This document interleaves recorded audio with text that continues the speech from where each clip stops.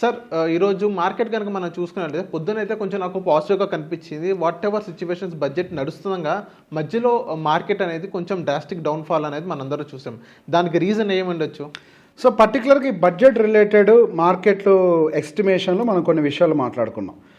పర్టికులర్గా ఎఫ్ఐఎస్ బయటికి వెళ్ళడానికి గల కారణం మనకి ఒకటి ఎస్టీటీ, ఎల్టీసీజీ, ఎస్టీసీజీ ఇవన్నీ కూడా గత యూనియన్ బడ్జెట్ 2025లో ఏవైతే పెంచారో అది కొద్దిగా డెంట్ కొట్టింది పర్టికులర్గా ఫారెన్ ఇన్స్టిట్యూషనల్ ఇన్వెస్టర్స్ని అని చెప్పేసి మనం మాట్లాడుకున్నాం.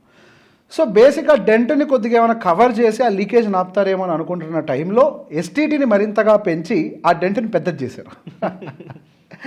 అటు ఫ్యూచర్స్ అండ్ ఆప్షన్స్ రిలేటెడ్ ఏదైతే ఎస్టీటీ ఉందో అది మరింతగా పెంచారు. సో బేసిక్గా వాళ్ళు పెంచడానికి గల ఉద్దేశం ఏంటి?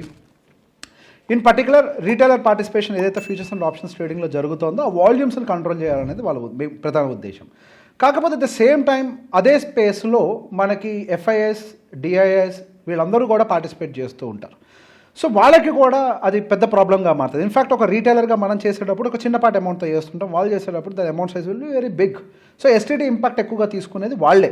సో బేసిక్గా ఇక్కడ వాళ్ళని కంట్రోల్ చేసే ప్రయత్నాలు, రీటైల్ని కంట్రోల్ చేసే ప్రయత్నాలు ఎఫ్ఐఎస్ అండ్ డిఐఎస్కి పెద్ద డెంట్ పడ్డట్టుగా ఫీల్ అయ్యి ఎప్పుడైతే ఆ న్యూస్ వచ్చిందో ఆ క్షణం నుంచి మార్కెట్లో నెగటివ్గా ట్రిగ్గర్ అవడం అయితే గమనించాం మనం. So that was the biggest hit. At the same time పర్టికులర్గా కార్పొరేట్స్ విషయంలో బైబ్యాక్ పాలసీ ఏదైతే ఉందో బైబ్యాక్ విషయంలో almost near to zero taxation ఉండేది. సో బేసిక్గా దాన్ని ఒక లూప్ హోల్ కింద వాడుకొని డివిడెండ్స్ డిక్లేర్ చేయకుండా బైబ్యాక్ రూపంలో డబ్బులను డిస్ట్రిబ్యూట్ చేస్తున్నారని ఒక పాయింట్ ఆఫ్ వ్యూలో డివిడెంట్ ట్యాక్సేషన్ పాలసీ 30%. ఓకే, ఇక్కడ దీన్ని ఎగ్జామ్ చేసుకుంటున్నారు అన్న ఒక ఉద్దేశంలో ఏం చేస్తున్నారంటే బైబ్యాక్ రూపంలో డబ్బులు డిస్ట్రిబ్యూట్ చేసే ప్రయత్నం చేస్తున్నారు. సో బేసిక్గా ఇది ఒక లూప్ హోల్ కింద కనిపించడంతో బైబ్యాక్స్ని long term capital gain tax పద్ధతిలోకి అంటే ఎస్టీజీ ఆర్ ఎల్టీసీజీ అంటే క్యాపిటల్ గెయిన్స్ పాలసీస్లోకి దాన్ని తీసుకొని రావాలి అని చెప్పి నిర్ణయించారు. దానివల్ల కొంత ప్రాఫిటబిలిటీ టు ద కార్పొరేట్స్ పడే అవకాశం ఉంటుంది, but not to all the corporates. Buybacks ప్రతి ఒక్కళ్ళు ఎప్పుడు పడితే అప్పుడు అనౌన్స్ చేయరు.